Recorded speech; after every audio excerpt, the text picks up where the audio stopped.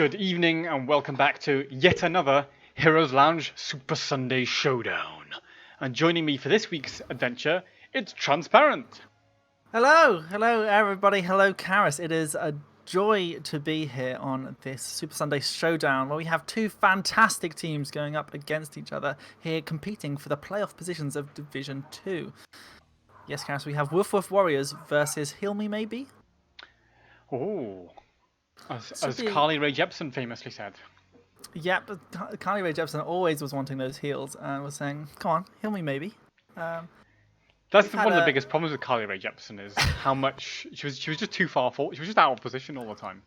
She was well known for being out of position, Carly Rae Jepsen. I'm trying to think of any other song she did, but no. Only Call Me Maybe. That great pop song from the early teens, I want to say. Now, as you rightly point out, Mr. Parent, these two teams are battling for a playoff place in the Heroes Lounge Legendary Cup, and this was actually covered in today's rigged article by Pop and Fresh, which you can check out on the Heroes Lounge blog, heroeslounge.gg. Indeed. So talk me through like their current positions in the division. So we do have Heal Me Maybe at number 7 currently in Division 2. They've got their 5 wins, total map wins, whereas on the side of WoofWoof Warriors, they're at position 8, so just 3 places down, and they've got 4 wins and 3 map wins, 11 map wins even. So they need this win to become equal with Heal Me Maybe, but if Heal Me Maybe win this, they might be on their way to securing that playoff position this time. Yeah, and I think both of these teams do have a chance at that, but it's going to be tough, and so we're going to expect them to fight pretty vociferously, if that's even a word, in tonight's match. And we've got some well-known characters from Heroes Lounge on these teams. So you got Samu, the Heroes Lounge casting manager, over on Heal Me Maybe, and I believe Fizz, who's an admin for Method Mayhem, is on WoofWoof Warriors. Is that right? Yeah, although I believe he's their sub-player, so may not be turning up himself tonight, but I'm sure we'll be cheering from the stands if not. We have gone through the maps already, though, Karis. We've had Alterac Pass banned out by WoofWoof Warriors, as well as Sky Temple, and he'll maybe then banned out Dragonshire and Braxis. So sort of a lot of the big maps banned out by WoofWoof Warriors and the smaller maps banned out by Heal Me Maybe. Then deciding on Tomb of the Spider Queen, which is once again a small map from WoofWoof Warriors. The WoofWoofs have gone for the spiders. Now, it could be very interesting, as you say, quite team fight focused, very small map there. So definitely an interesting choice, though not a surprising one for game number 1. Yeah, it's one of the maps they've been more successful on in the season. They've got the 60% win rate, whereas sort of Volsky being the other one they've had success on. Maybe they're leaving that for a later pick if they lose this one. Who knows? It might just be something they've honed in and got a good strategy for today. I think you can definitely have a lot of control on Tomb of the Spider Queen, and if you know how the map works, you can usually exercise every sort of part of the game and plan it out. So again, we're getting this camp, then we're going to try and turn in, then, and we're gonna go forward and get sort of these big brawly fights and just pressure the enemy team as much as we can. So I'd like to see that from WoofWoof Warriors here with the map pick, having the confidence. Yeah, absolutely, and I think that is something we will see, certainly the tenacity coming out from them as we head into game number 1 in this best of 3. We're not quite ready to start the draft just yet, but before we do, a quick announcement. If you're living in North America and you want to play in Heroes Lounge NA, then stop what you're doing right now, because you've only got a few hours left to sign up for the next season of Heroes Lounge NA. Type !sign up in the chat, or just go to heroeslounge.gg and get yourself signed up, or your team signed up if you have one. You don't have that much longer left to do that, so go now. Go now. Don't be afraid to sign up as a free agent as well. If you're just someone who's tuned in and don't have a team, sign up as a free agent and you'll be assigned a team instead. Okay, so with that, we are almost ready to go into the draft here on Tomb of the Spider Queen. It is a best of 3 series, so 2 wins for a team to take the victory tonight. But of course, I think, as you were saying, they will be really fighting for every map win, particularly WoofWoof, who are a bit behind in the division, and they may well end up getting tiebreakers on the map. Yeah, they're all important, and even the map score can be something important down the line. But yeah, you want to make sure you get these 2 maps secured nice and quickly.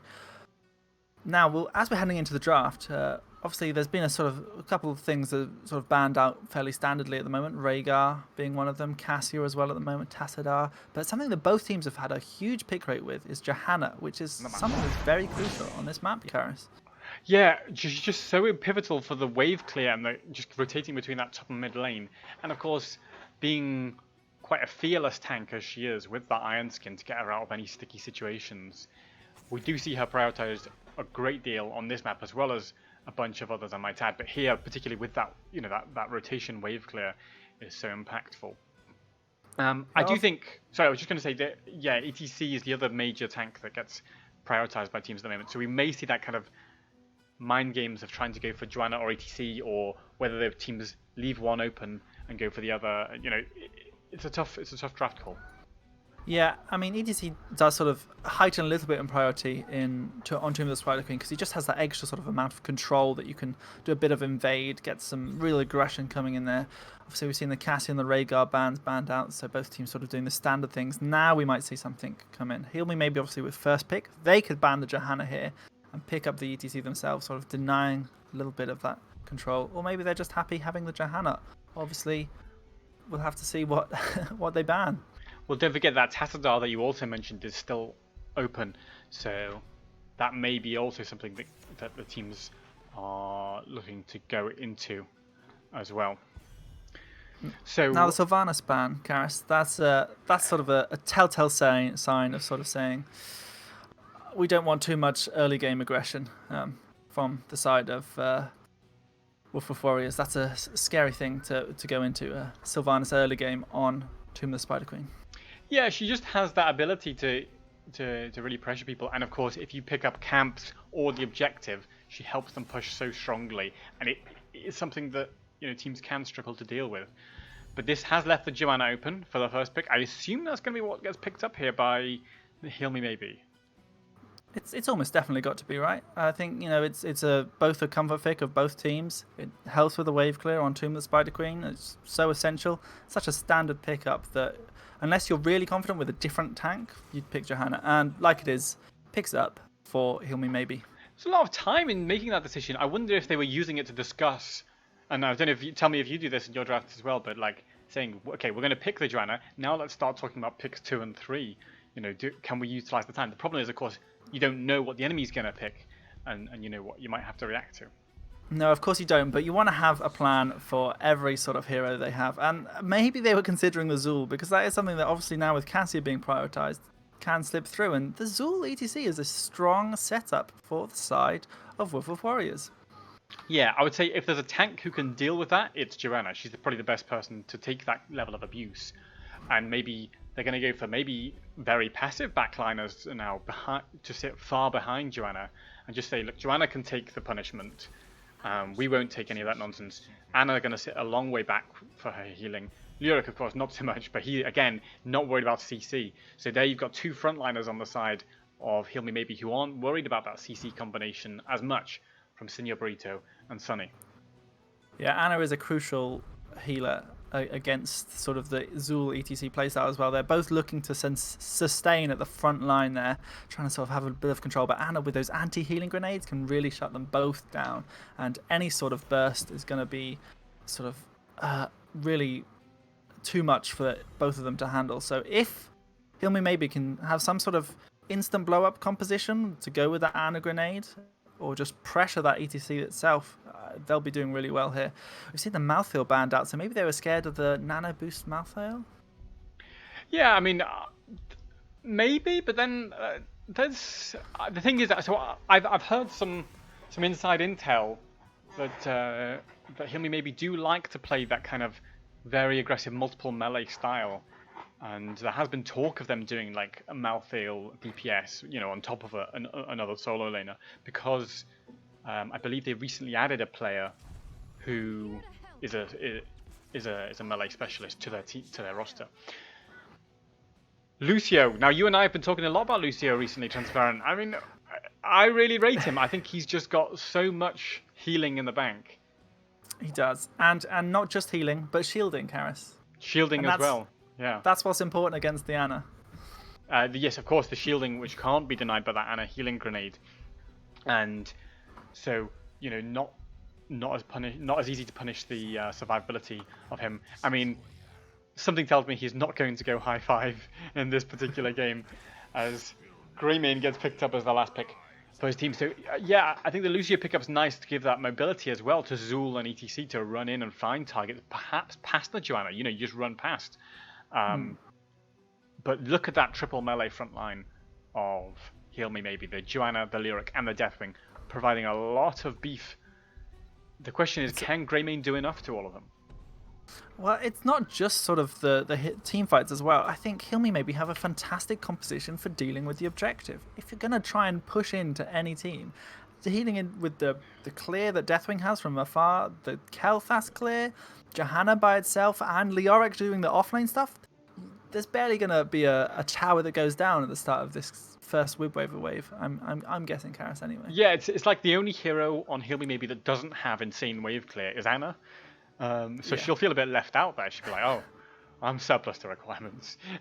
As those waves just get melted, as you say, by the Joanna, the Leoric, the Deathwing, and the Kael'thas.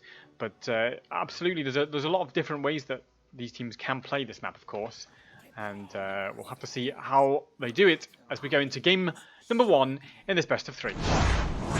And in blue, on the left, it is, of course, the WoofWoof Warriors, with Mono258 on the Lucio, Halen on the Jaina, Senor Burrito on the Zul, Sunny on the Rockstar ATC himself, and Spilo Willy on the Greymane. Yep. And over on the red team, we have Heal Me Maybe. We have Leoric, played by Samu, Neferi on Deathwing, Samasta on Ana, Staubfinger on Kel'Thas, and like it is, frontlining on Johanna.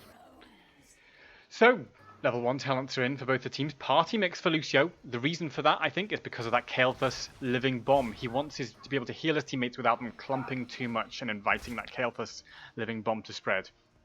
Jaina with the globes, and ATC with the globes as well for that prog rock bonus sustain healing for his team. Now we should be expecting a nice little rotation from both teams. Obviously Zul adds a little bit of extra wave clear. They may be able to rotate mid and bottom as well. So we'll have to see if they can use the fantastic Zul wave clear that everyone talks about, to their advantage in these rotations. I want to take a little bit of poke there, just trying to get out. So Zul does have fantastic wave clear, but I wonder if at this stage of the game his wave clear is maybe not as good as the Kael'thas plus Deathwing plus Joanna combination.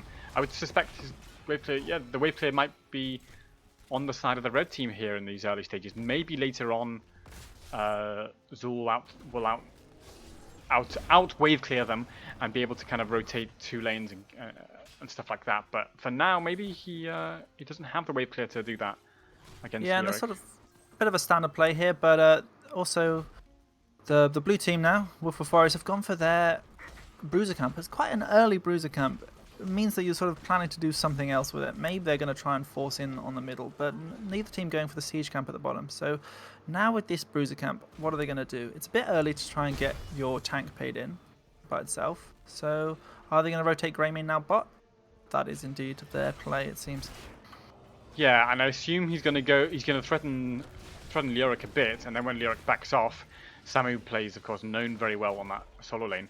Then Spilo Willy just goes for the camp. But hang on, Senor Burrito taking a heavy spanking there from Samu on the Leoric. So Samu showing his dominance in the solo lane for now. And of course, like we talked about, that wave clear of Heal Me Maybe was able to dispatch that bruiser camp pretty easily already. And so no real issues for Heal Me Maybe so far, although the siege camp has been picked up in the bot lane. Yeah, and so now they've got the opportunity to have a little bit of freedom on the map. They've picked up the siege camp from WoofWoof Warriors, and they know that Heal Me Maybe are doing their bruisers. So now what are they going to do? Are they going to get that extra clear? They're just going to get a few gems paid in instead? See, Greymane's obviously taken over bot lane, so Zul can Hearthstone. Very nicely done. Yeah, absolutely, and that's a nice little rotation there by the team allows Zul to just top himself up, and we may see Zul now starting to double soak mid and bot or something like that, as Leoric gets killed there by the Greymane in the bot lane, and that is 13 gems on the deck. Yeah, unfortunate for them. Obviously well played from the blue team here to be able to secure that kill, and that'll really get the extra pressure and the XP lead slightly for the side of the blue team. What can they do with it though? I want to see them have a little bit more aggression. They've got this Jaina. Here we go. There's a power slide. There we go. The sleep dart comes out, preventing most of the damage. Nicely played there from Samaster. And in fact, is ETC under massive pressure here? That's a lovely flame breath from Deathwing to shut the door as well. Sunny, though, 150 HP, does manage to get away for now. So that was almost a counter kill there from Heal Me Maybe, turning that back around against ETC, who stepped up so boldly to control Joanna. Yeah, certainly a bold step up from ETC, but so patiently played to not accidentally walk back through the fire of Deathwing and trying to get home safe behind the towers. So crucially played, but the patience paid off. And now they're sort of reset. Both teams posturing around, trying to get a bit of turn in. No camps available. It will just be a little bit of a brawl for the time being. Yeah, but a bit of brawl, a bit of wave clear. Level 7s come in for both teams. Ironskin's about to fall, so we could see ETC stepping up. Chooses not to because, of course, a slide into those towers might be death. Deathwing, though, trying to cut off the ETC's escape, or rather the Greymane's escape, and Greymane is the first to fall there. Neferi got to step back here. He's falling pretty low, and Jaina's harassing with that Frostbolt. But Deathwing will get away safely, and Greymane, of course, is still in the graveyard. Yeah, Greymane waiting for that level 10 to have the cursed bullet to use against Deathwing, I'm sure. And that will be the point where we see Neferi focused a little bit more in these team fights. Obviously getting the value out of the Unstoppable, being able to walk past the ETC and get the crucial damage onto Greymane to get that kill earlier. Sonny now just been interrupting and successfully done and successfully walked away.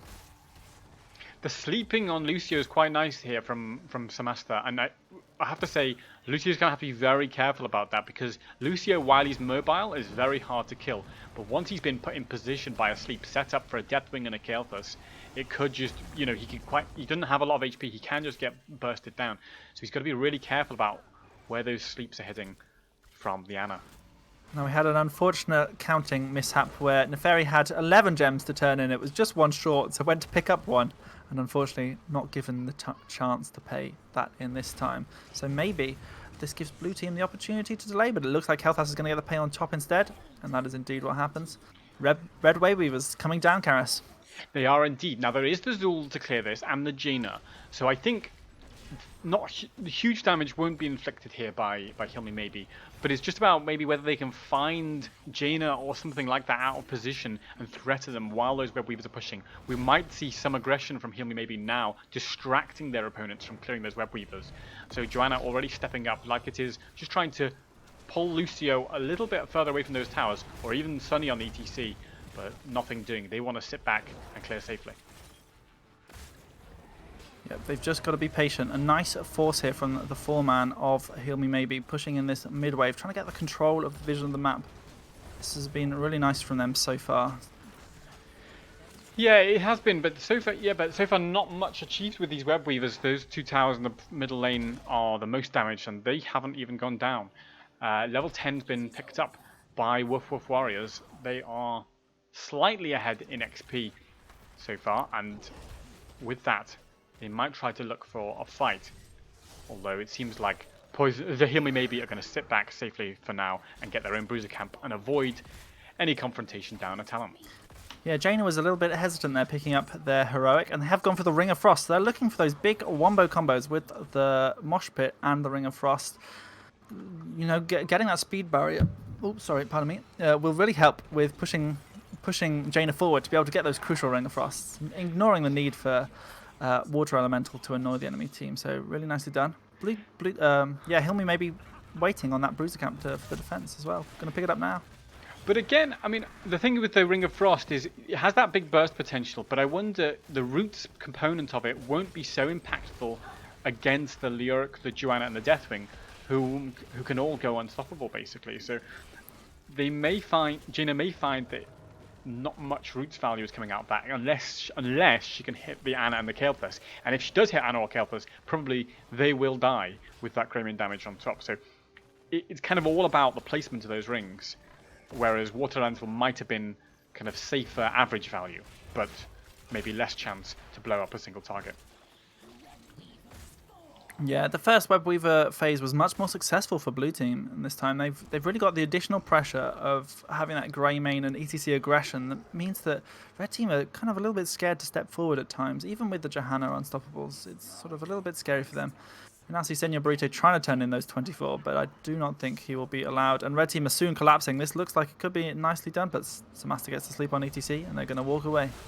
Iron Skin used by Joanna. She does not want to take any risks there. As soon as the roots hit, she popped Iron Skin and walked away. But now she doesn't have it. If ETC slides in, could be the victim of a mosh pit. And that means Joanna can't go too close to Anna and Kael'thas, who are the other mosh pit interrupts. Of course, Deathwing can never get caught in a mosh pit, but ETC can get blown up like that. And the minus healing grade absolutely tears him down. And that's the end of ETC. And by the way, 24 gems on the deck there from ETC. So a significant loss of jewelry by the bull. Indeed, and this gives the opportunity for the red team once again to get 1 gem away from paying in. Samu now trying to get those last ones in, but Zul constantly denying. It's going to be a little bit of an attempt, but I'm sure they will get there eventually. Blue team, on the other hand, now prepping their bruiser camp, ready for this turn in, I'm sure. Zul is going to be back up. Jaina is again. Will they be able to hold another defense where they don't lose a fort? Not quite sure that they will, Karis. No, I'm not sure, because these spiders will be stronger than the last ones. And of course, they've already lost their towers in the top and mid lanes. So those web weavers will be putting pressure up. Probably will get a fort, is my gut feeling. But of course, basically, the red team has already lost a fort in the bot lane. Okay, it's still technically standing, but you know it's very low. So it's not going to be a huge advantage for Heal Me Maybe, I think, at the end of this in terms of structures.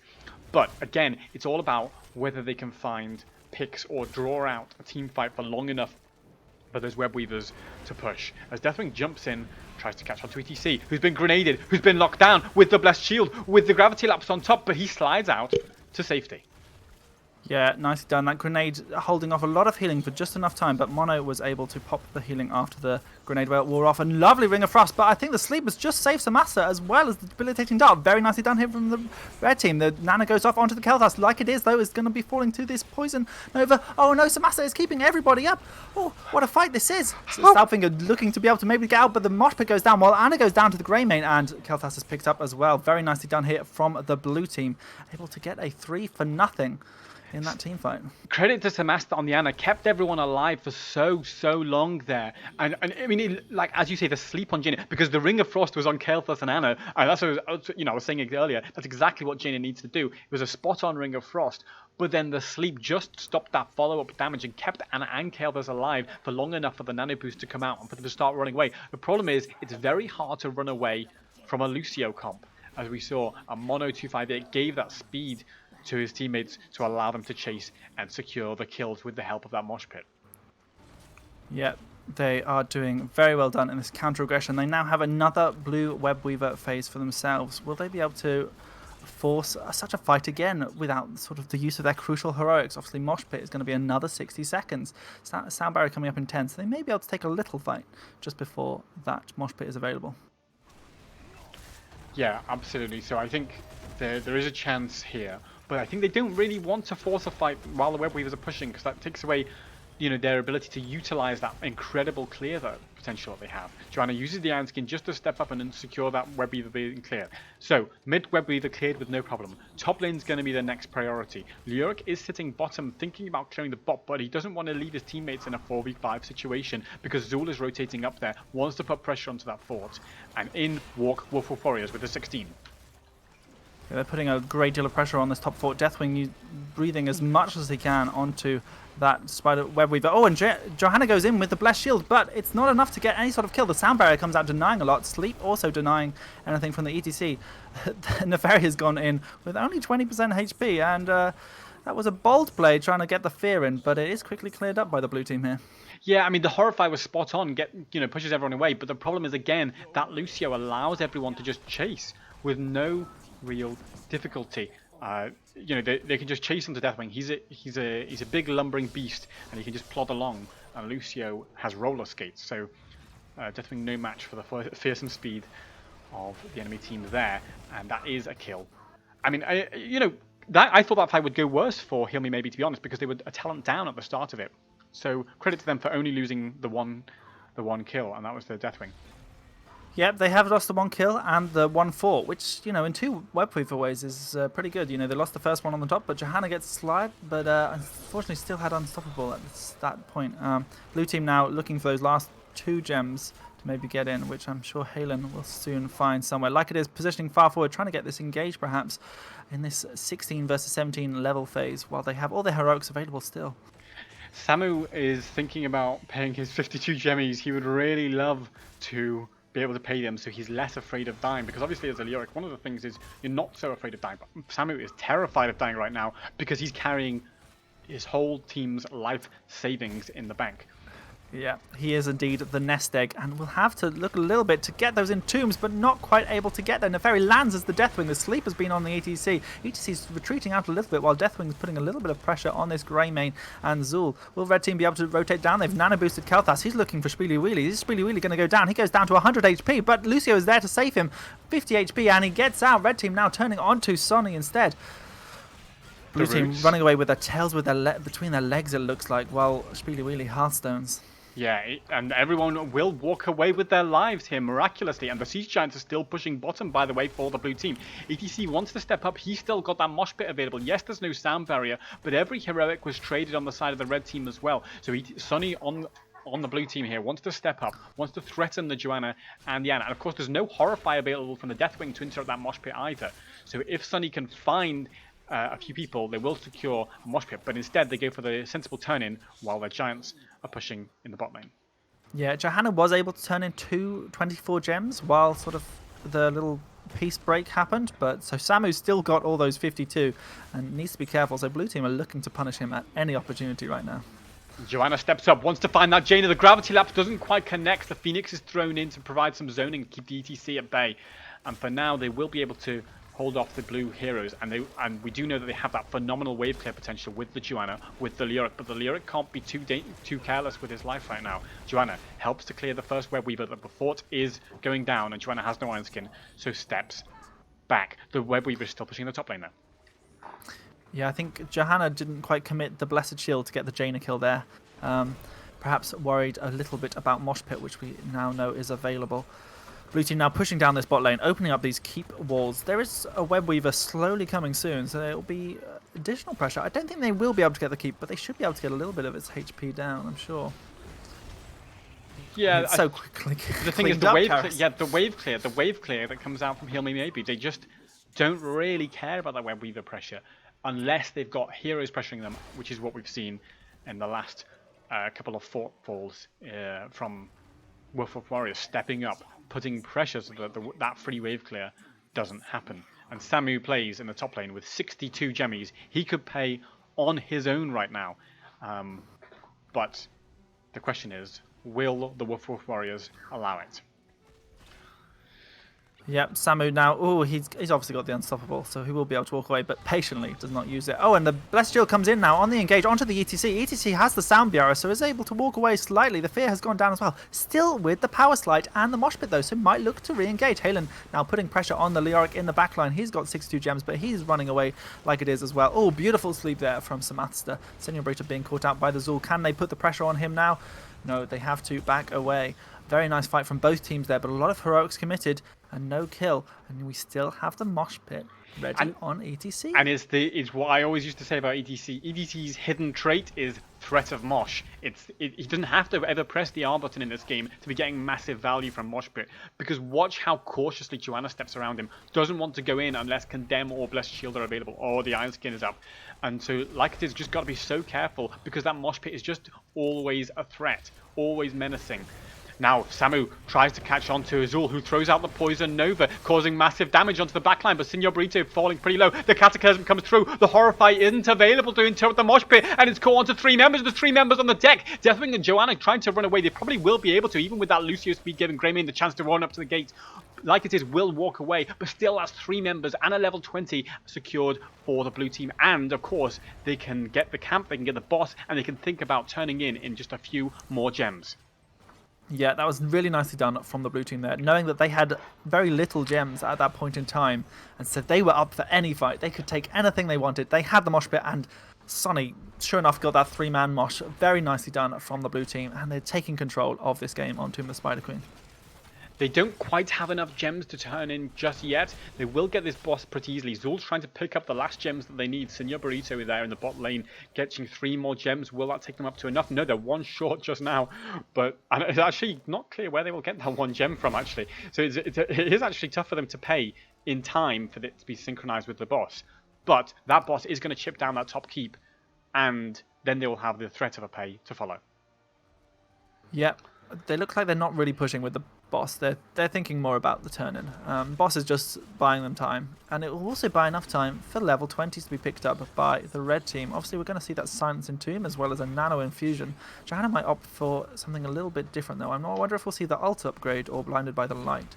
I really like the ult upgrade as well as Blinded by the Light. I mean, the ult upgrade, I sometimes call it instant cash mosh pit because it does stun the entire enemy team for 2 seconds if you can find it with no minions or anything nearby. So yeah, she has gone for that upgraded Blessed Shield. Does have the chance to stun 5 heroes for 2 seconds apiece, and that is a serious amount of power from an instant cast. Almost guaranteed hit spell. Yeah. It's fantastic against Lucio because he's usually the second person to be hit, and he'll be stunned for a long time, and that's usually enough time to kill him. So like it is now, positioning far forward, trying to get this little bit of clear as well while positioning forward, taking a lot of poke now from this Greymane. He has to be careful. And she doesn't have the Unstoppable, and the side comes in, and that's going to be a Johanna kill because, of course, as you point out, no Indestructible at level 20, and with these Web Weavers pushing core, there's a chance for game here. They want to get another keep to make sure that they're not risking anything too much here. So they will have Web Weavers falling pretty low in the mid lane and in the bot lane. I think they might not even get the keep here. And Lyric looking for an Entomb. He has the silencing upgrade. Samu, though, falls down pretty low and has minus 75% healing coming out. Oh, it doesn't quite connect. You saw the silence words appear. That's how close it was. But they got away. I really want to see the blue team go for another kill, and they have a little bit of damage on the Fairy. I want to see them, maybe even focus this Samu down on the Leoric. They're going for this next keep. They get the power slide on him. He gets stunned, but Samasta, with the active reload, able to keep him up for a little bit longer. Staubfinger now trying to output as much damage as possible. Samu, he does indeed go down. That's a little bit unfortunate. They might be able to pressure on the core. They do have a Greymane Karis as well as Azul. That's not bad in terms of core damage. Yeah, and a Lucio with Rejuve and the healing party at level 20 is a serious amount of sustained heal to help them with this core. But in comes Deathwing, has the Horrify available, thinking about going in and making a play, but they've got to do it fast. 50% on the core and falling, 40%. ETC slides, puts the mosh pit there. It is interrupted by the Blessed Shield, but it's too little too late. It was a distraction play, and it's GG well played to WoofWoof Warriors. Yeah, incredibly well done from them, Karis. Absolutely outstanding performance. Did they lose a fort? I don't think they did lose a fort. I think they did lose a mid fort. They did lose their mid fort. Oh, they lost mid fort, didn't they? Yes, you're absolutely correct. But no keeps lost, and it was 10 kills to 2 in favour of the WoofWoof Warriors. Incredible performance from them on game number 1 in this best of 3 Division 2 match. Yeah, they did tremendously well, having the upper hand. They made sure they were the first people to get camps on the map, which meant that they were ahead in terms of momentum and control. It meant that the red team had to almost play to their game, even from minute 1, because of just that, getting that camp early. And they were able to get the bot camp, get the kill on Samu. Eventually, they sort of, even though they didn't even get the first pay in, they had a little bit of control in the terms of the rest of the speed of the game. Yeah, and I really liked the way that WoofWoof Warriors played it. Is they kind of didn't wait for any, they didn't just sit back and let Heal Me maybe get their wave clear value that we talked about from their draft. They said, no, we know what you don't want, and it's us running all over you with that Lucio and threatening those mosh pits and finding out Johanna when with that CC combination, waiting patiently for the Iron Skin to be used and then punishing it. It even was hold your ground, they're taken at level 1, as Halloween was asking in the chat. But it just wasn't enough to give, there just weren't enough Unstoppables to save her on the day. No, Zul with that Bone Prism means that you have to make a choice every time it gets used on you as a Johanna. You think, do I need to leave this, or do I need to pop my Unstoppable to reposition myself, essentially? Because often you're not threatened that much when you get Bone Prisoned. But it was very well played from Blue Team to be able to make sure that Johanna's choices of using the Unstoppable meant that they could punish her and get a few kills. Yeah, absolutely. So, I mean, from your perspective, what do you think Hilmi maybe need to do differently going into game number 2? I think their draft was good. They just need to make sure they know their game plan in every scenario. They had a lot of gems at some points and sort of were almost too far. While the blue team didn't have any gems, and they sort of think, right, what are we going to do to exercise our control of this map? We need to make sure Leoric gets paid in. We might have to like make a little fake fight somewhere else on the map while Leoric pays in, rather than risking too much in general by having everybody in the fight. So little stuff like that. They might look themselves to go for a map pick here rather than a first pick, because they favour Battlefield of Eternity. And Battlefield of Eternity has been picked up a lot by WoofWoof Warriors, but they have not done tremendously well on the map. Is that so? So okay, so you think you think that's the play? I mean, in general, and I have not seen the statistics on this. I think maybe I saw them once, but I have forgotten them. Do teams do better with a map pick, or do they do better with first pick? I think it often, I genuinely don't know either. As a sort of, from a personal preference, I think map pick cannot usually be the case, because you prepare for some maps specifically. And so you'll have a journey that you're going to go on. You're going to have that rollout where you know you're going to get this camp, you're going to do that. And we certainly saw that from WoofWoof Warriors on Tomb of the Spider Queen, where they knew they were getting the camp straight away at level at minute 1. They were going then go down and get the siege camp. Their map pick, they had the control. But we do see Hilmi maybe go for the first pick instead. So WoofWoof Warriors have got to have a little think to themselves: what map pick do they want? Yeah, so Hilmi may be ignoring your advice there, and going for the first pick. So I think that's interesting. It suggests to me that there's heroes they really want to prioritize, and they're not so worried about getting outplayed on the map as we saw, as you say, in the early part of that game there. And I mean, to be fair, I thought, in the early parts of that game, I thought Hilmi maybe had the answers to that, and because they had that incredible wave clear, that kind of camp pressure that we saw coming out of WoofWoof Warriors wasn't such a big deal, and actually WoofWoof Warriors felt like they won it through the team fighting in the end. Yeah. So maybe that's why Hilmi maybe are saying, yeah, we're not so worried about macro games. We're more worried about, certain key picks and making sure we can get the Joanna again, which were, something they really value. Maybe they're going to look at something like a Cassia or a Tassadar as well, and maybe leave a few of those meta picks open so they can get one for themselves. Yeah, I think I'd have really liked to have seen they had really good coordination at some points in the game. Hilmi maybe with the Johanna and the Kel'Thas and the Nano and everything popping off, and they got a couple of kills from it. But if they consistently had that throughout the game, I think they would have been able to take it themselves. Looks like we're going to Infernal Shrines, Karis. Infernal Shrines. Okay, so that is interesting. It's not so surprising again, because it is, of course, the most popular map in Heroes Lounge in basically every season that's ever been played. But in terms of these two teams, I'd say it's mildly surprising. It's only ever been picked by WoofWoof Warriors once in the past, and it's only been picked up by twice by Hilmi maybe. So there are some teams in Division 2 that picked it 6 times perhaps in this season, and are very confident on it. But both teams perhaps just have it as a reserve map instead, and because it's so popular, they know that the enemy team will be bound to play it. We'll have to see what they pick up. I'm almost certain they're going to go for the first pick Johanna if they're allowed it once again. You've just got to. I mean, again, it's just another map where Joanna is so impactful because of her ability to wave clear and shrine clear and just be a formidable frontline. I wonder if they'll play it slightly differently, though, and not have the Joanna so far forwards as she was in game number 1, where it was a bit, she was the target of relentless CC. So, yeah, it definitely was a problem with their composition that they didn't have that immediate kill pressure all of the time like you do with the Jaina and the Greymane that WoofWoof Warriors has. Deathwing, his damage is quite slow, and it can be a lot of damage, but certainly doesn't take place all at once, and you need to be a little bit careful. They could almost run the same composition, but they just need to sort of tighten those corners up a little bit more to make sure they get the most out of their composition. Don't forget that, what was I saying? Don't forget that there isn't long left if you're in Heroes Lounge North America and you want to sign up for the next season. Definitely you don't have much long left. You don't have much longer left to sign up for the next season.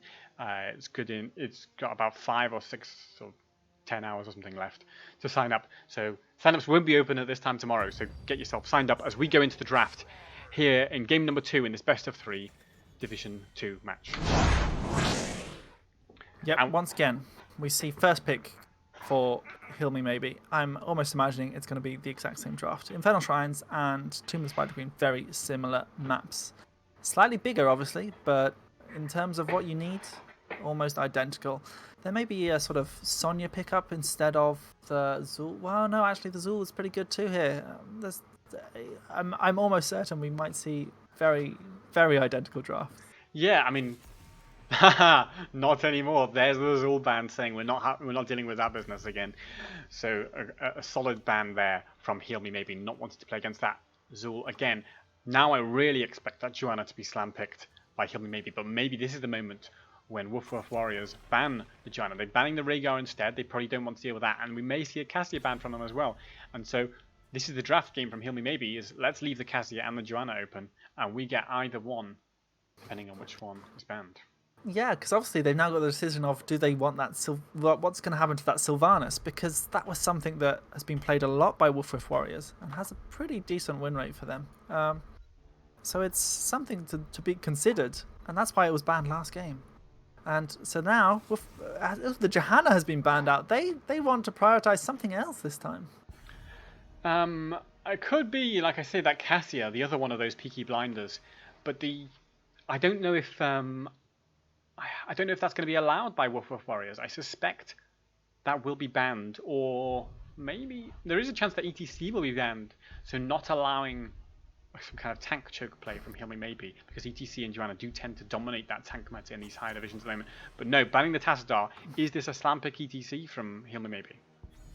Could be the slam pick ETC or the slam pick Cassia. If that's something they've practiced and they know about it, it'll be something they might want to pick. Otherwise, you're leaving most likely a Sylvanas and a Cassia being picked up on the other side for WoofWoof Warriors. Even though ETC is very good, and it's definitely, you get a lot of control from him, you're going to feel vulnerable against the Cassia and Sylvanas. But we see, yeah, there's the Sylv picked up instead. Right, but that invites the ETC and the Cassia pickups here from WoofWoof Warriors. There's that ATC slammed away. No, going for the Anna, because we did say that, like, I believe it was Samasta's Anna last game was hugely impactful in keeping people alive for a very sizable chunk of time. I'd like to. I mean, it seems like neither of these teams value Cassia so highly, so maybe the Cassia isn't going to get picked up at all here.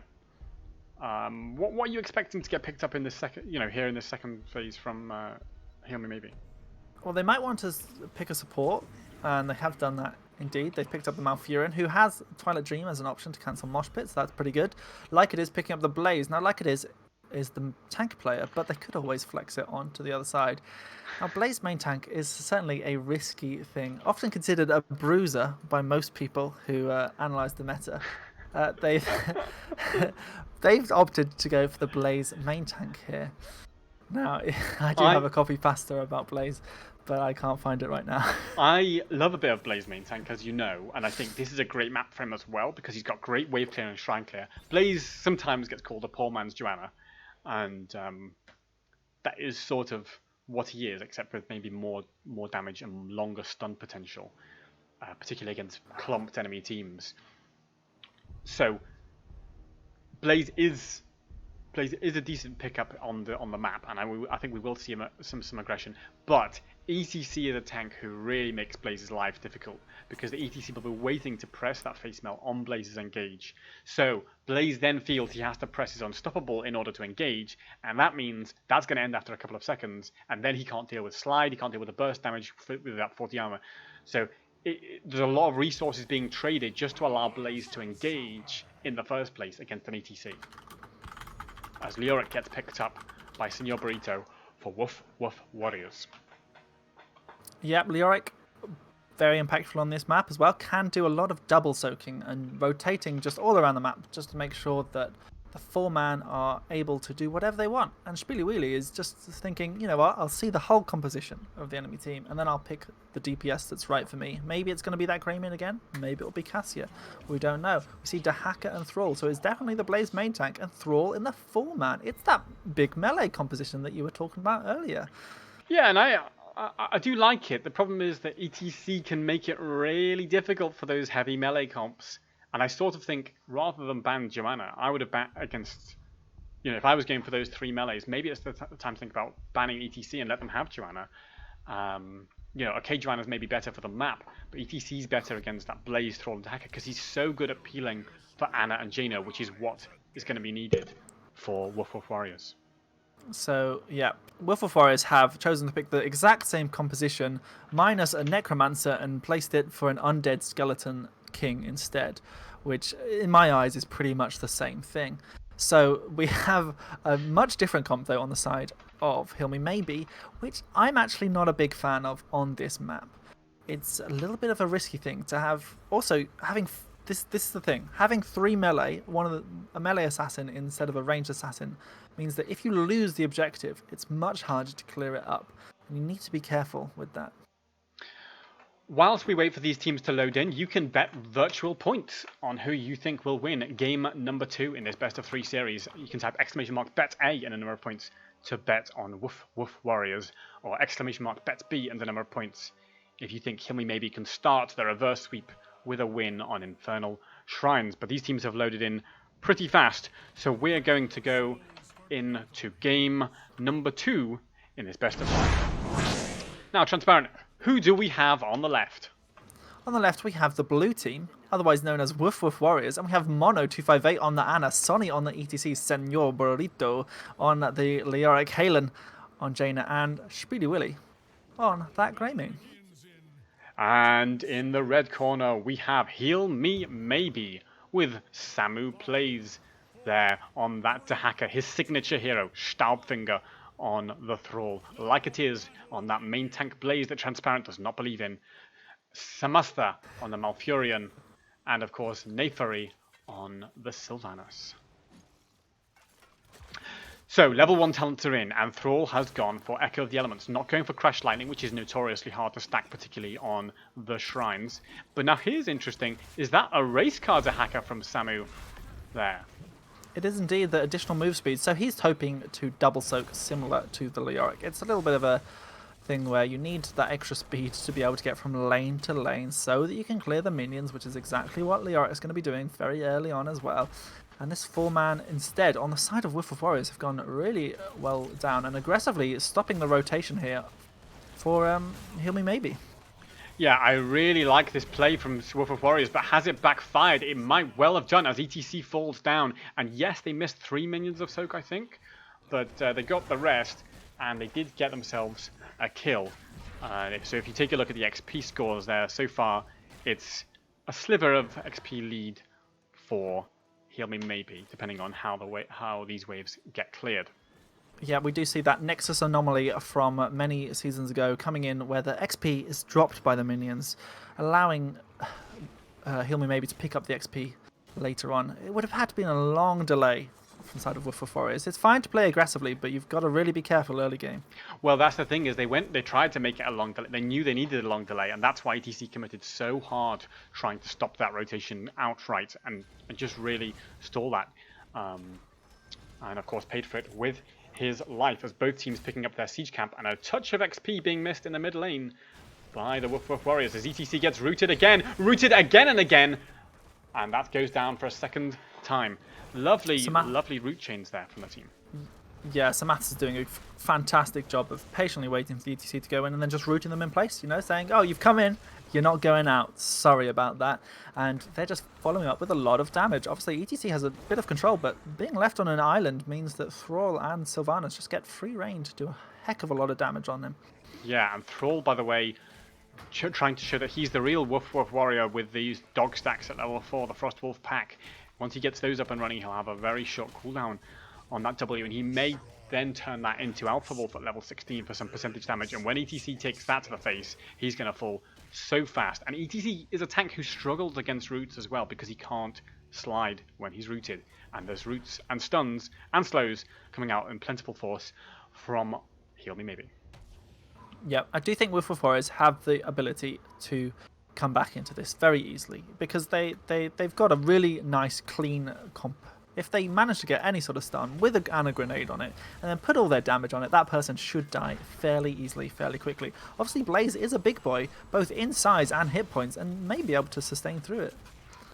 Yeah, if he's got his D available, his Pyromania, then I think he will be able to survive the fearsome damage that comes out from the WoofWoof Warriors. I'd like it is stepping up right now. Tries to get a stun. There's the face melt denied that I was talking about in the setup. ETC just waiting to hear that Blaze charge noise, and then bang, face melt interrupts the charge, and Blaze does not have an engage. Like it is, gets caught in the blizzard here, and a minus healing grenade, and of course does not have bunker yet, and has already used his D. He might be falling down as Senor Burrito goes in and secures the kill. Yeah, sniped nicely by Halen, as well as Speedy Wheelie, just focusing a little bit of damage onto the Blaze. Really nicely done. Obviously, they've got the top camp pushing in nicely at the same time. He might go down, but blue team are taking this first objective, it looks like, Karas.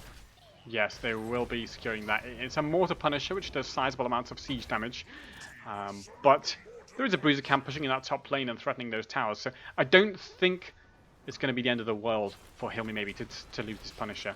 Sylvanas nicely baits the Punisher and steps back. Yeah, and they're able to clear this up all right, safely behind their fort for now. Blue team taking the opportunity to take out the front two towers. They've not been able to put any pressure on elsewhere while this happens, so just those two towers is fine for them.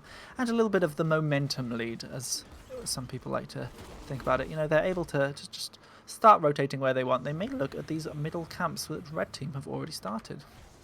Yeah, and that is exactly what they're doing, as you say, going over to their siege camp now, and the red team secures theirs. Dahaka and Lyric still in the eternal battle of walking between lanes and picking up XP, and just trying to kind of play the positional game of thinking, when can we engage into the enemy team? The problem is Lyric can never really gain an advantage by being closer to the enemy team, because Dahaka, of course, has that Brush Stalker. Yep. So, level 10s still a while off for both teams. 5 minutes and 20 into this game as the bottom siege camp gets picked up nicely by WoofWoof Warriors, and Thrall soaks the mid lane. We have indeed been notified about the next objective, so it will be on the top lane. So teams might look to try and get pressure elsewhere, or they might try and look and open up these front walls if they so choose to sort of make sure it's not as safe for the teams in the next position. But we do see blue team still hanging around on this bot lane. They're thinking, we're going to get to level 10 before. We're going to have a mosh pit. We might have a ring. Might have some grey main abilities as well. Leoric coming down to the mid lane as well, so they can make it a 4v5 until Dahaka burrows in. Level 10 picked up now. Sonny looking for the power slide, rooted by Staubfinger instead. And red team are able to disengage very nicely. These roots have been incredible from Staubfinger, who's now on to 2 out of 6 stacks on that level 4 talent. And because it's so important to stop ETC, but now Samu does not have a route to stop ETC sliding in. Samu's got to be careful here. The Entomb shuts the door. The Sleep's probably going to secure that kill onto Samu, and that is the end of the dinosaurs. Yeah, wiped out, extinct now for the next 17 seconds. But in this period of time, red team thought, hey, let's get a little bit of cheeky push down on the bottom. We've got Sylvanas, we can push away. And Thrall goes down in the mid lane as well. I completely missed that myself. So did I on the camera, and yeah, Thrall got picked off in the mid lane there, and as well as the death, which is of course inconvenient, he's also lost his Frostwolf stacks at level 4 from that death. That's the real shame, Karas. When you take a quest like that, you feel confident that you're going to do it nice and easily, but unfortunately Thrall now reset down to 0. It generally is a pretty easy quest to finish the Frostwolf pack. But you need a big team fight with enemies clumping. What you don't want is this kind of constant skirmish of people half stepping in, half stepping out, where it's really easy to miss your W. And sometimes it makes you more cautious, but they're looking for an invade here. They've got everything up. Greymane doesn't have a cursed bullet just yet. The Blaze stun, knocked back by Sunny, who knows how to boop and slide himself out to safety. Lovely ETC play there from Sunny as Lycoteers rotates top lane with the charge down. I just want to point out that the red team have very few interrupts for Mosh Pit. They've gone for Tranquility and for Earthquake instead, but we do see a little bit of a team fight poking away here. Maybe one of these teams will look to go in. Samu is staying in those bushes, trying to get a little bit of a view on where to engage. Sonny being patient, not yet sliding in.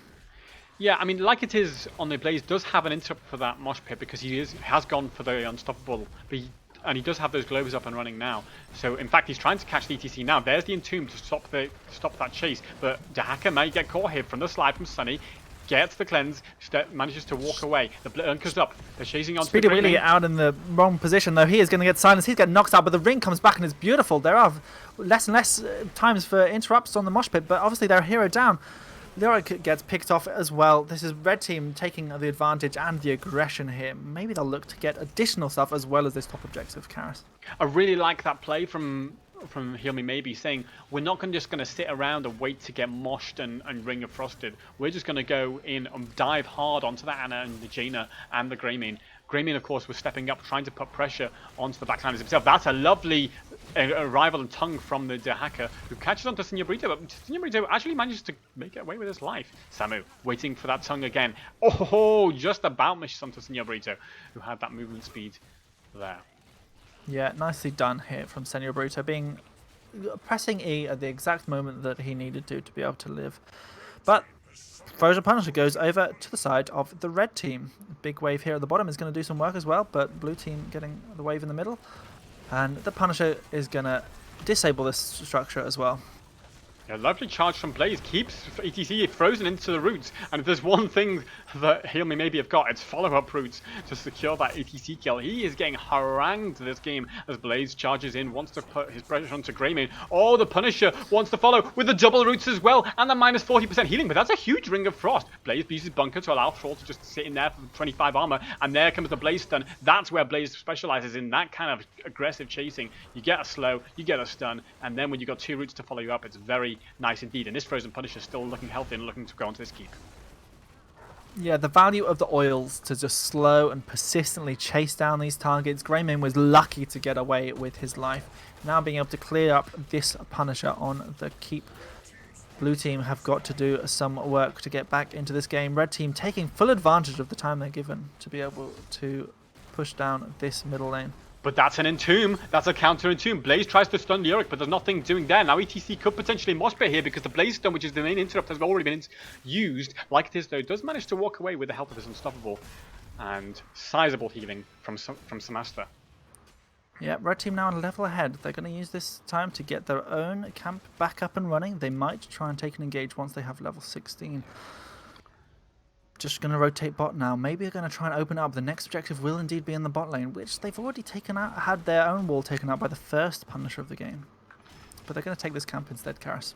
Yeah, that's fairly safe for them, and they will secure this bottom camp as WoofWoof Warriors get their camp. And so fairly even trade so far. It is a talent lead now for Heal Me Maybe, who just lost, and they really want to make it to the Legendary Cup. The top 8 spaces of Division 2 are the only ones who go there from this division. So Heal Me Maybe need this win. They want to keep the pressure. They don't want to go out 2-0. And they want to press this talent advantage, but it's fading fast as Lyric comes in, catches the Entomb onto Blaze, who has the bunker, hides in it for now, dodges this cursed bullet with it, and steps back. Yeah, it's a big cooldown though. Bunker is an important thing to be able to dodge a lot of the damage. Obviously feeling in danger enough to pop it here. We do see the Alpha Wolf from Thrall, so they are really looking to try and catch this ETC and blow them up. I wonder if they're going to be able to do that. Yeah, I mean, speaking of big cooldowns used there, Samu used his Brush Stalker to arrive at what he thought was going to be a fight. Obviously, Dahaka's Zed has quite a long cast time, so the moment you sniff any trouble, you Zed in there. Samu did, of course, but the fight sort of melted away, and so the two big cooldowns, the Bunker and the Zed, were used. But nothing gained. Bunker, though, will be back in 25 seconds. Yep, and we do see the Juggernaut plating as well from Blaze, so really knowing that he's going to take a punishing, and that Jaina does a lot of spell damage, so those additional shield and spell armor will be very useful for Blaze to survive these big fights. Both teams prepping their bruiser camps ready for this next objective on the bot lane, because that's going to be important, especially as blue team have already got additional pressure on the top. So a little factoid about Juggernaut plating, which viewers may not know, is that the shield lasts forever. So you can effectively sort of intentionally get yourself a shield by taking some poke damage from the enemy team with it up. Then you go and wait for the shield to cool down, and you come back and you've still got the shield, after you've healed up. Oh, but here's Blaze in a bunker, sleeping, manages to press the bunker inside the entomb, but walks away from that Ring of Frost. Lovely little charge from Like It Is, escapes nicely. Yeah, Ring of Frost now being committed as well. That's a big long cooldown that they won't have for this objective. Obviously, ETC still got Mosh Pit, but they're just going to have to rely on the Icy Veins that Jane has with some things. Oh, Hacker going in, gets slept, but he is able to burrow away and dodge the Ana Grenade, but he's still very low, and the Earthquake has come out to help try and peel for him, but he's getting chased down by Speedy Willy. Speedy Willy now in danger because he's being slowed by the Earthquake. Suddenly going to try and get a Mosh Pit maybe here. No, Stoutfinger able to escape with a little bit of his life left. Oh, trading health bars left, right, and centre here, Samu, but Greymane gets rooted. That surely is the end. No, able to dash away as well. Senor Burrito being relentless on the Leoric. It's like it is going to go down. No, Karis, what? No, what nobody's. I mean, miraculously, nobody has died. The Mosh Pit, by the way, went on short cooldown because the Wailing Arrow interrupted it. I think it was the Wailing Arrow, either that or the Isolation. It was a silence that interrupted the Mosh Pit. Let us know in the chat which one it was. But absolutely incredible play there to interrupt that after he had just already started. Oh, and in comes the Mosh Pit now because it had only gone on short cooldown, and Blaze is inside it with a Blizzard on top. He falls, and Greymane wants to chase onto Thrall, but Stoutfinger's a Thrall. He's not going to fall so easily, and Spieler Willy's going to fall down. No, he's not. He gets away with his life, and his Malfurion who goes down from the flanking Jaina damage. Now it's flanking Jaina wants to drop that Ring of Frost, but Dahaka dodges it with a burrow. Isolation mid-jump from Dahaka onto Greymane, and Greymane's been taken to school by Samu Plays with his big Isolation, and now maybe Samu on the Dahaka is going to start turning this around by himself and start chasing as 3 onto the Ana as well. It's a miraculous turnaround here from Heal Me Maybe to secure themselves this Punisher, and of course they've still got pressure in that top lane on the core. Yeah, it took a whole keep, Karis. That keep was alive and healthy during that objective, and because they managed to stall out that team fight for so long, they were able to win the team fight and take the top keep with the camp. So now they're going to be pushing down this top lane. They've got Sylvanas to disable the buildings when they wish. It's an Arcane Punisher, so it's going to be doing a lot of damage. They're going to clear out these waves. They're going to have a 5-man almost available as Malfurion makes his way to the team. Stoutfinger and Nefaria just going to be poking away a little bit, maybe feeling a little bit at risk from the Auric. For me, the play of the game there was Samu Plays with the Isolation onto Greymane as Greymane jumped in. And he just took an Isolation to the face, and Samu was like, no, I'm the boss here, and you've been killed. Brilliant stuff from Dahaka. And, after what looked like a great start to the fight by WoofWoof Warriors with that incredible Mosh Pit, the nice Ring of Frost from Jaina as well, and stuff like that, and it just wasn't enough. However, the Punisher couldn't really do enough in the end here, so it has only just got the front wall there. But they do have the level 20 advantage on the side of Heal Me Maybe, and this is their moment to put that pressure. The level 20 talents are in. It's Bolt from Sylvanas, is the spreading Isolation from Dahaka, is the upgraded Tranquility from Malfurion, allowing him to reduce that cooldown by hitting the enemy targets, is the Earth and Shield from Thrall with that ridiculous shielding for his team, and of course the 50 armor for the bunker. It's going to be very hard to kill Heal Me Maybe.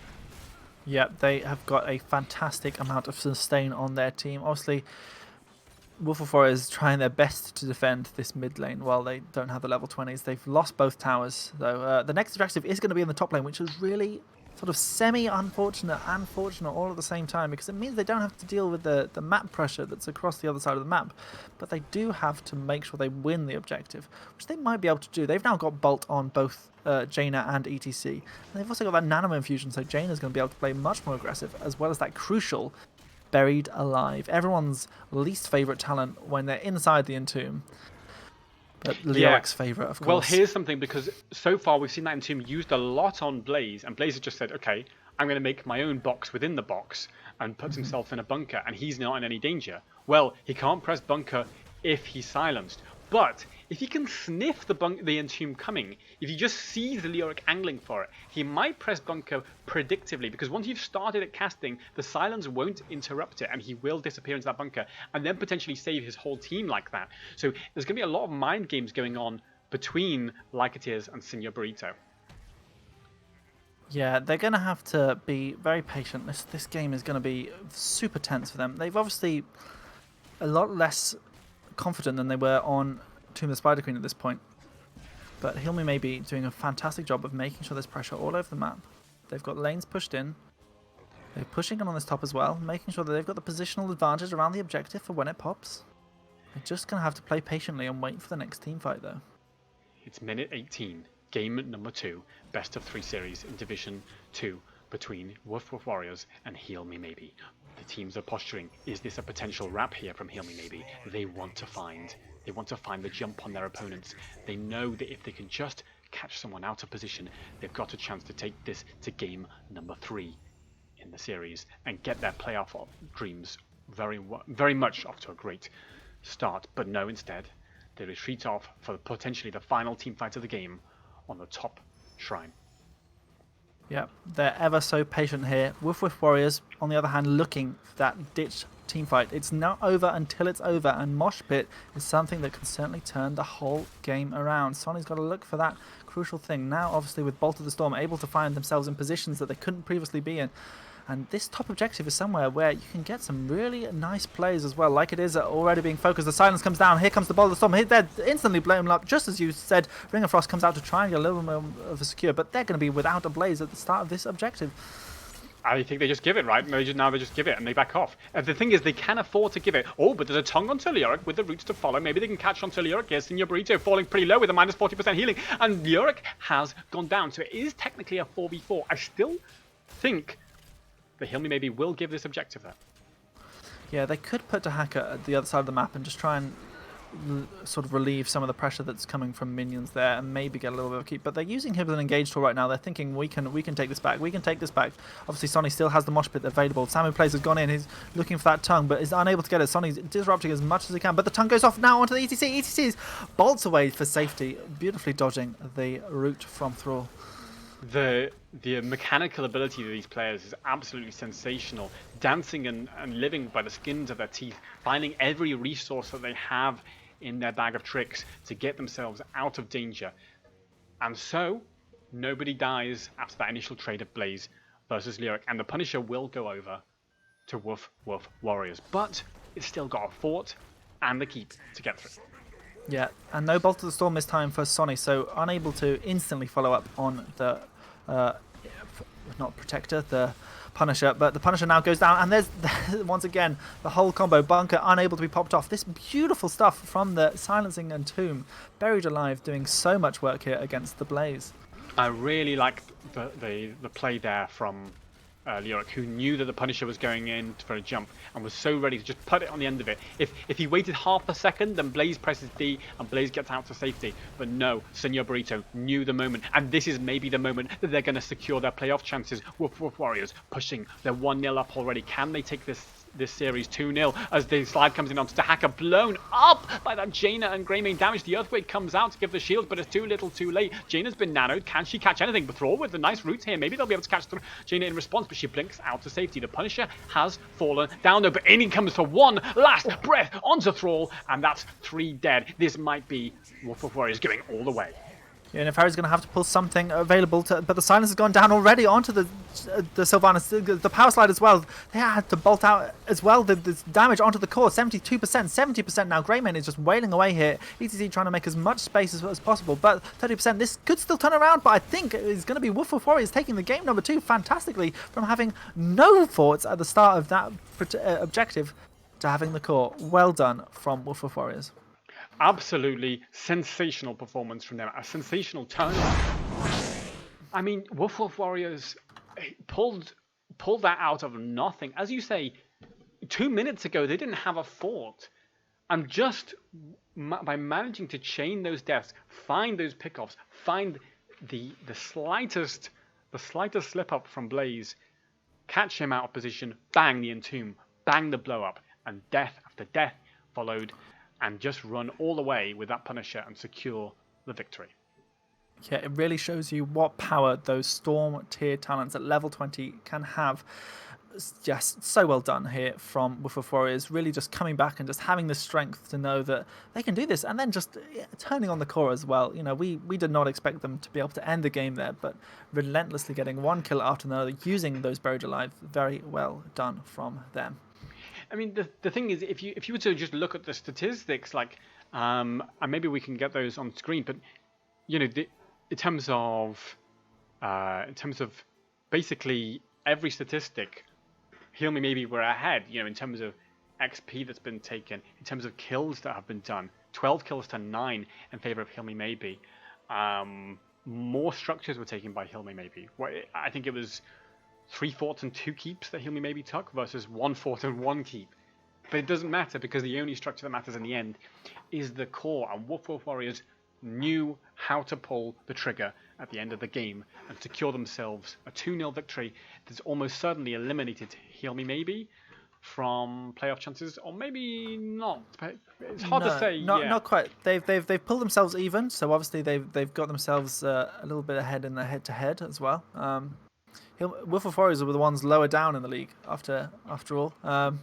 So WoofWoof Warriors now, they've got one more match to play after this. They've put themselves up to 6 and 5 wins, and it's usually about 6 is what you need to have to be able to qualify. So they've basically, both teams have still got a sniffing chance of making into the playoffs, but they'll still need to win that most crucial round 10 match, I'm pretty sure. Yeah, absolutely. So brilliant stuff from both of these teams, but it's going to be a tough battle now for Heal Me Maybe. WoofWoof Warriors, they also have a battle, as you say, to get themselves into that playoffs, and we'll definitely have to watch both of those teams. Don't forget, the Heroes Lounge Draw Show is just 2 weeks away on Sunday the 5th of July at 2000 CEST. But before that, don't forget there's Heroes Lounge NA sign-ups closing tonight, so you better sign up for Heroes Lounge NA as soon as possible. And we have Method Mayhem on the Method channel on Tuesday. No, and tomorrow. Oh, and tomorrow, of course. Sorry, yes. It is the playoff finals. It's the tournament, so, tune in tomorrow for those sort of the upper bracket quarters and semis, I think it is. And then, of course, on Tuesday for the grand finals themselves. So, please do tune in tomorrow at 6 o'clock CST. So, have you got any final thoughts from this match, Transparent? I mean, what was the secret weapon of WoofWoof Warriors here? And what is it that other teams in Division 2, such as yourself, have to watch out for? You need to watch out for those big level 20 combos. Know when you need to get the amount of pressure on. Know when you're ahead. Make sure that you take what you can when you're ahead and really push it out when you know that something like Buried Alive is coming up on level 20. Make sure you get as much as you can pre-20, especially with Blaze main tank. It's a big risk, Blaze main tank. I've said it here now. Well, it can be risky, but it can be rewarding, as we saw in the early game as well. So it's a tough combination to execute for sure. It's been definitely an incredible performance from both of these teams. So that brings to an end the Heroes Lounge Super Sunday Showdown for now. We are going to throw you over to Rantner TV, where I believe LGM is doing GG Lucio versus Protect Your Nexus, a Division 6 match. Oh, should be a good one. Yeah, that should be very, very juicy indeed. So definitely go and check out twitch.tv/Rantner TV. We'll read you over there in just a second, but that's all from us.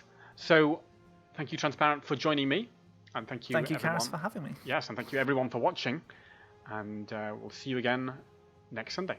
Goodbye. Bye.